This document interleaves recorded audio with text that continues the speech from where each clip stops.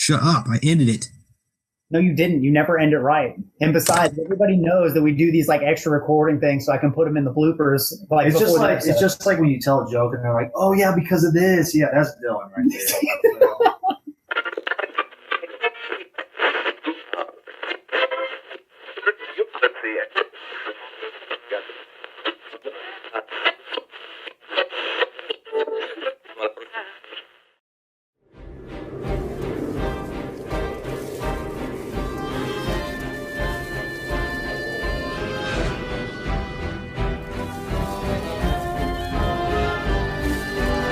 Hey everybody, and welcome back to another episode of A Pod With No Name. This is our special two-part edition, Halloween special of A Pod With No Name.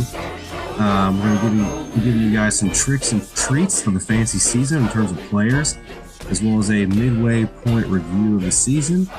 To start off, we're going to go into detail about the trade frenzy that has been taking the league by storm the past couple of days. So I think the first one that really caught me off guard was Jay Ajayi going to the Eagles. Yeah, well, to introduce us, I'm Tom. I'm Brian, your traditional co-host. We're the duo. So I thought it was a given by now. Yeah, it is. It is. But yeah, Ajayi to the Eagles is quite interesting. Yeah, Adam Gase was talking about the worst offense in the league, and when you hear that, they obviously need to make a trade, but this was not the one I expected. Yeah, on top of that, they were also allegedly shopping Jarvis Landry. I think the Dolphins are in full rebuild mode, as if they weren't already. Having to move on to Jay Cutler after Tannehill went down, dealing with having Matt Moore as your starter. I mean, I think it's pretty evident that they've given up on this season. I would like to see Matt Moore a little more. The first full start, he was up against Minnesota's nasty defense. So it's true. Let's give him another week or two and see what happens. That is true. But moving to the Eagles, though, I think the Eagles might be legit Super Bowl contenders now. Yeah. Jay Ajayi's got a much better line now. Yeah, I did some research a couple weeks ago thinking about trading for Jay Ajayi, and he leads the league. It was like 6.8. Once he gets past the line of scrimmage, if he finds a hole, he averages like 6.8. But he also is the worst at yardage lost. Yeah, he gets tackled like 2 yards behind the line, like more times than not. So it just destroys his fantasy value, destroys his yards per carry, everything. So I think with a much improved, like a top 5, top 10 maybe, Eagles offensive line, he's going to find those holes. He might not get as many touches because this offense is ran through Carson Wentz. But I think he's going to make it much more balanced and way better runner than LeGarrette Blount. He's going to find those holes and make play. There was a report already that said that LeGarrette Blount was already the starter. I'm not sure how long that's going to last, considering how talented Jay Ajayi is, but overall he's in a much better situation, playing wise and coaching wise, considering Adam Gase publicly trashed him last week following the game on Thursday night. He didn't come out and say his name, but we all know who he was talking about. So the Eagles have a bye next week, so that will give him some more time to get used to the team. True. It's definitely true. It's going to be a 1 week thing. There's no way that Blount is the starter. Yeah. He got traded yesterday, so the chances of him learning the full playbook in what basically would be 4 days of practice, very, very small chance. And the likelihood he would do anything is this Denver defense. Yeah. So they're going to probably run with Blount, and then 2 weeks of practice, Ajayi is just going to come out of the gates and just. It's going to be crazy. Yeah. So here's the question though: does he suffer the same kind of drop off that DeMarco Murray had when he went to the Eagles? Blount or Ajayi? Ajayi, because they're kind of similar runners a little bit. I think Murray's a little bit more pounding, but same offense for the most part. Kind of spread open. They like to move people around, but with Ertz, Aguilar connection with Carson Wentz, they're going to be spreading the ball all over the field. There's not going to be any stack boxes like before. The new coaching staff, I don't see that happening. I think Ajayi is really skilled, and he's in the best place he could possibly be.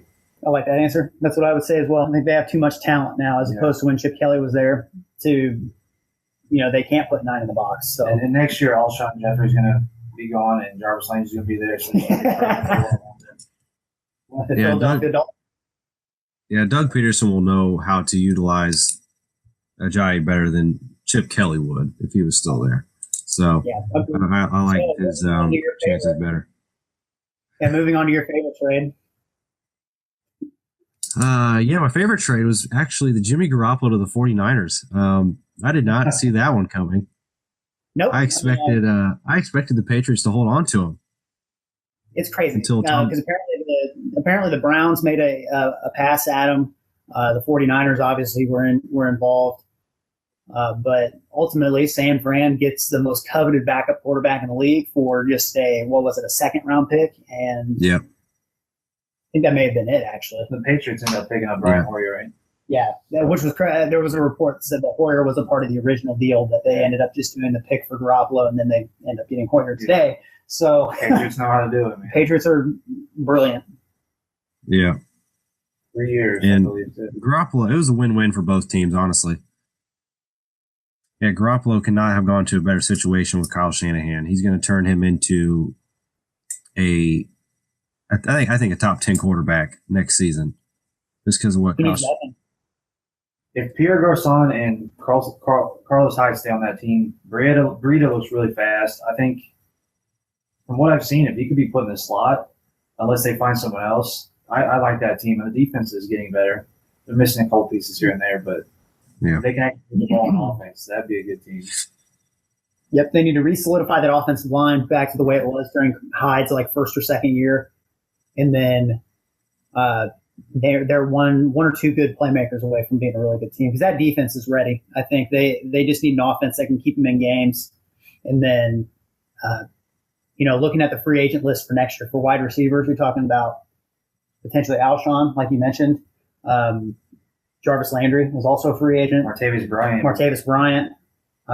Josh Gordon. Larry Fitz. I mean, there are some big names that are going to be free agents next year that can make a difference for that team. And not to mention, they could also, get rid of Hyde in the offseason, pick up Saquon Barkley, and then just go find that would be dirty. They're a couple pieces away. Yep, it was definitely a win-win for both teams. Yeah, speaking of receivers, the Bills acquired somebody recently. Dylan? I'm not sure. The only one I was notified of was J.J. and Garoppolo. I'm not sure. Yeah, I don't think there were any. No, the Jets got somebody. They got that kid from San Fran, the safety. Oh, yeah, okay. I'm not sure. I can't remember what his name is. I just have Kelvin Benjamin on my brain, so I just can't think. Oh, yeah, that was it. It was Kelvin. Was he on the Panthers? I'm not. What team did Kelvin play for? I wasn't sure. I didn't see this one. Some muff team. He went to a better team than the Bills. Okay. Well, then it's a win then. All right. Anyway, we know it. Kelvin Benjamin got traded. It sucks, I think, from a standpoint as a Panthers fan, Dylan. But I think here's my – see, I was freaking out yesterday because I thought DeMarco was going to be traded. Yeah. So I can see where it could be good for both sides. The Bills get a playmaker. But the Panthers, they get picks, and according to reports that came out, they weren't even going to keep him in the first place. So, might as well get. It is absurd. It is a little bit weird because Kelvin's a matchup nightmare. But they have Funchess now. Yeah, it's just like all offenses. They get rid of that star player. They start passing the ball around. The best season that Newton's had is without Kelvin. Yeah, and the Bills need him 100%. It takes in the red zone, it's going to take a lot of eyes off of McCoy, and it's going to be. I think the Panthers are going to benefit from this. It might not seem like it, but I think they will. Yeah, it's true. I believe I said those exact words to Dylan yesterday. I said, what happens more often than not when a team gets too comfortable throwing the ball to just one guy? When that guy's gone, when the ball spreads around, things move. Look at the Giants against Denver a few weeks ago when they lost Odell. They didn't have Brandon Marshall. They didn't have Shepard. They came out and they played really well. When you're not trying to force feed somebody, because of their name or because of who they are on the team, things just start to click because you go back to the basics. You just play football. You don't have to worry about giving somebody 10 catches a game. You don't have to worry about feeding 20 carries. It's just, I think they're going to be all right. Yeah.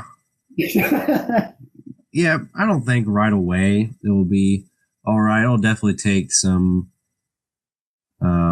adjusting for Cam in that offense, because Kelvin has been a very focal asset to that offense for a while now, besides 2015, of course. But I read that the Panthers would like to get faster on offense. So in that sense, that I guess I understand it a little bit, but I thought Kelvin was more valuable than what we got for him. And looking at it from that perspective, I was definitely disappointed, considering we only got a third and a seventh for a receiver that's very talented and like you said, a mismatch nightmare for most corners in the league. So I would have liked to, if we were going to deal him, I would have liked to receive more in that deal. So, yeah, I can definitely see where the compensation might not be the best, but at the same time, you have to look at where the market is right now, and you look at Ajayi, who got traded for a fourth. It's just, I guess it is what it is. 2 picks is better than none, I would say, unless you're a quarterback. Yeah, and the Panthers, as they do, save $8.25 million in cap space as well for 2018. So I guess that's a plus. Yeah, and that goes back to me texting you that list of free agents for next year. Allen Robinson's also another one that we didn't mention.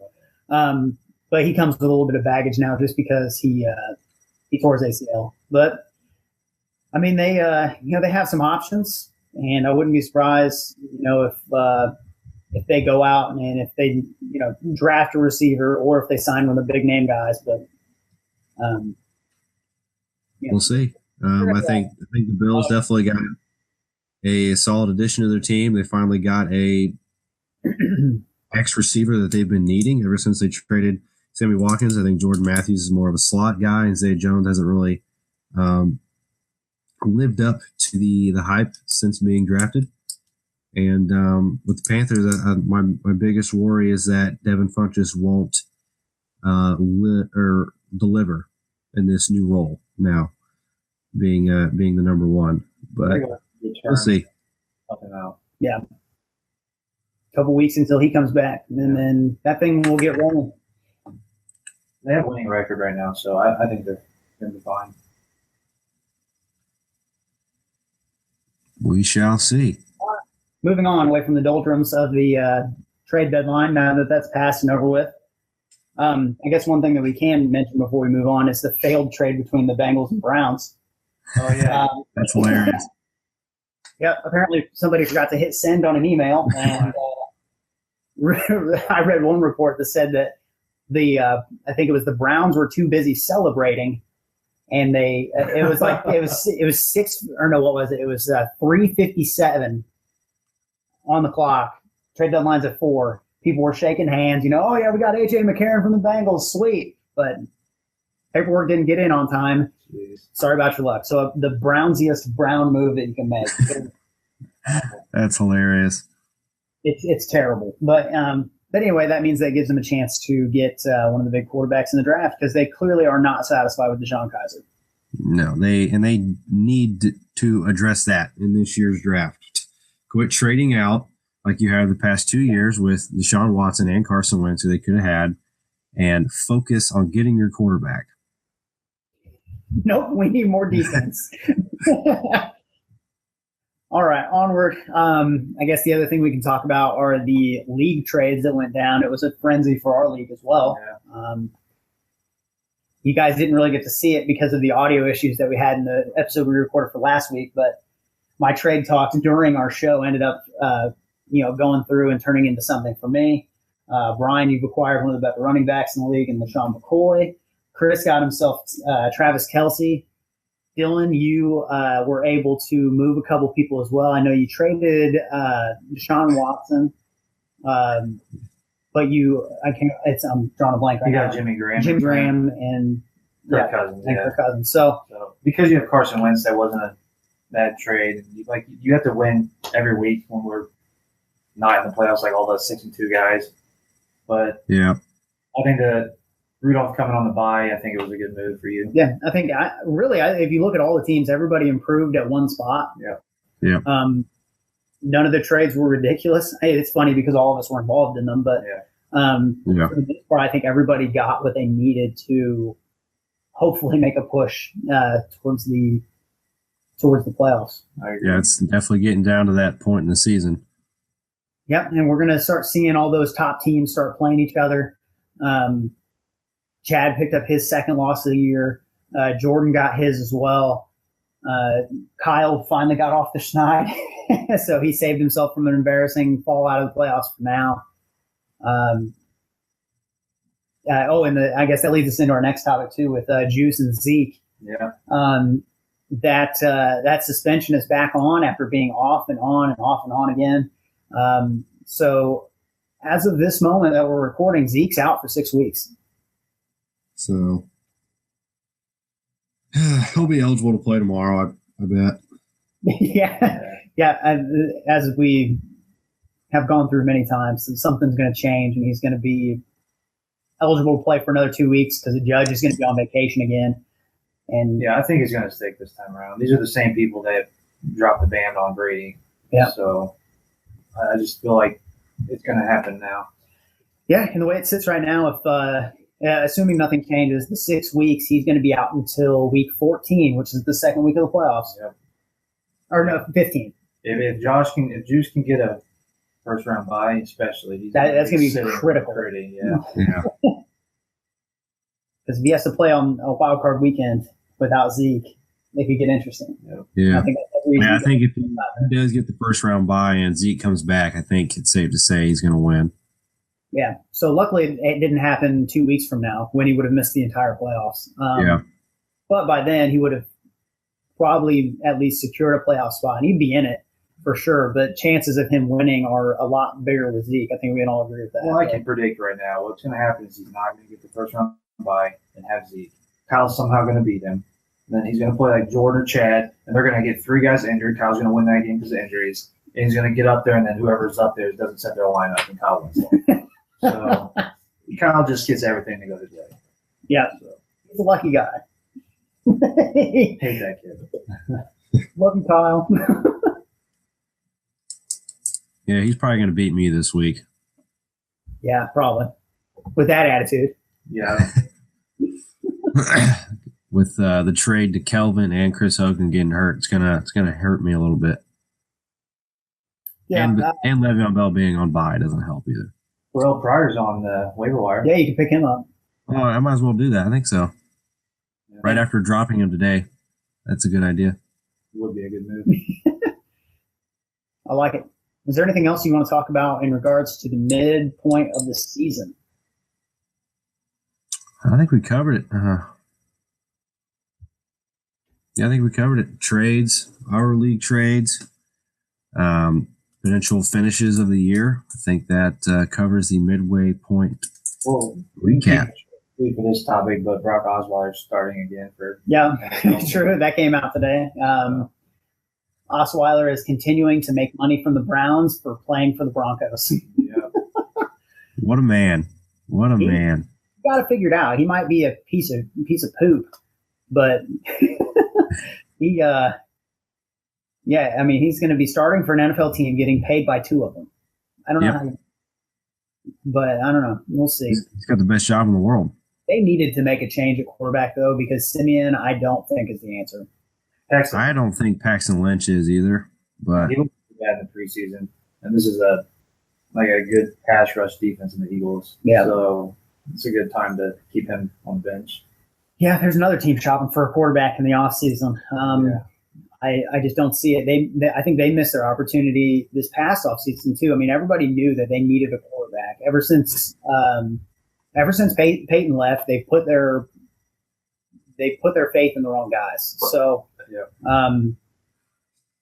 it's. You don't have to go out and get the most talented guy. They won a Super Bowl with Peyton, who was not throwing the ball. He just controlled the huddle and controlled the offense and made plays here and there. And they can just find someone like that, even if it was just someone like Ryan Fitzpatrick. Somebody that can actually control an offense. Josh McCown. Yeah. Just Matt Moore, somebody. Exactly. It'd be good to get Josh McCown because anybody goes to the Jets, somebody's really good. Yeah, it's true. Yeah. It worked with Sanchez. Yeah. Okay. I just completely didn't know. I have no idea what happened to Simeon. He was on fire early in the season, then he just completely fell apart. They've done that a lot. Ruined my transition. We're talking about old quarterbacks. I said deflated, and I was like, wait a second. Tom Brady next year, right? He might go to the Broncos. Nope. I think the Garoppolo trade pretty much ensures that Tom Brady's going to be playing. And there's another senior citizen here for you. And sure, nailed it. Anyway, that he's going to be playing until he's 45. So for the Patriots. Yeah, I don't know. I'm going to say it now, but things could change come draft day. Watch out for the name Josh Allen when it comes to the Broncos. Okay. Ooh, I think that. I think it makes perfect sense. Yep. Yeah, an under the radar guy who, I mean, has had flashes in the season so far in college, but he's not going to be coming in with the I'd say the lofty expectations that like Rosen or Darnold will have. Yeah. So, I mean, it's another like under the radar guy, but sometimes they hit. Yeah, it wouldn't be too far of a commute for him either. So, yep. Hometown kid, you got to sell those tickets. Mm-hmm. Yep. I think I like Sam Darnold to the Browns, but we'll say that for another podcast. Yeah, that's going to be a 4-hour long podcast because I don't know. I can't speak for Brian, but Dylan and I kind of get really excited about college players. So yeah, these last couple of years I've been watching more. So Dalvin Cook. Yeah. We'll talk about Royce Freeman. We'll talk about Calvin Ridley. We'll talk about Derwin James. Honestly, everyone in fantasy this year starting to watch college after all these college guys, all these rookies come into the season and just take it by storm, then you don't know fantasy. You need to be paying attention to these players coming.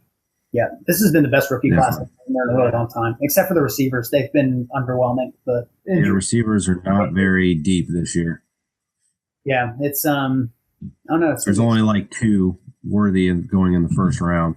Yeah, this year it's Christian Kirk and Calvin Ridley, and Cortland Sutton too from SMU. But yeah, they have.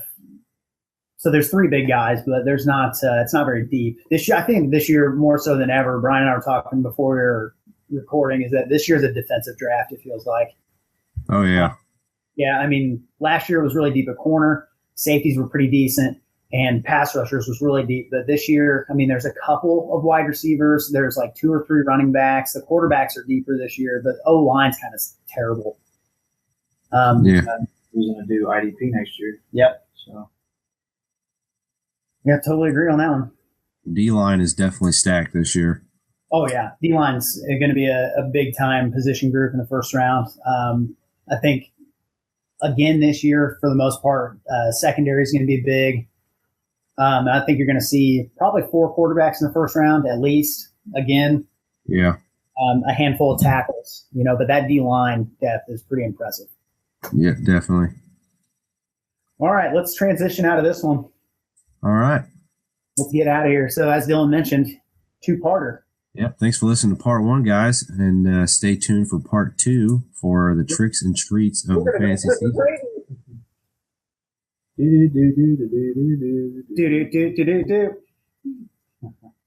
Like, comment, subscribe.